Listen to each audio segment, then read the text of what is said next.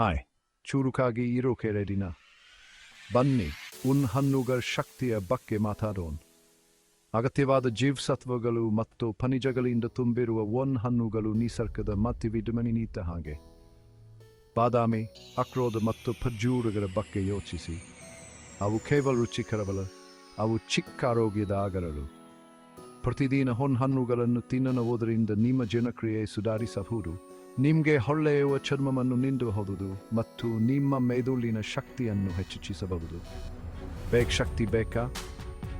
ಹಣ್ಣುಗಳು ನಿಮ್ಮ ಅತ್ಯುತ್ತಮ ತಿಂಡಿ ಸ್ನೇಹಿತ. ಇಲ್ಲಿ ಸಕ್ಕರೆ ಕುಸಿತವಿಲ್ಲ, ಅವು ತುಂಬ ಬಳಕೆಗೆ ಅನುಕೂಲಕರವಾಗಿವೆ. ಬೆಳಗಿನ 10 ಮೀಲ್ಗೆ ಸೇರಿಸಿ, ಸ್ಮೂಲಿಗಳಲ್ಲಿ ಬೆರೆಸಿ ಅವ ಹೋಗುವ ಗುಂಡು ಹಿಡಿಯಿರಿ. ಕ್ಯಾನ್ಸಿ ಕೂಲಿಂಗ್ ಕ್ರಂಜಿಟ್ ಬಿಸ್ಟರ್ಗಾಗಿ ಅವುಗಳನ್ನು ಸಲಾಡ್ಗಳಲ್ಲಿ ಹಾಕಿ. ನೆನಪಿಡಿ, ಸ್ವಲ್ಪ ಸಾಕು.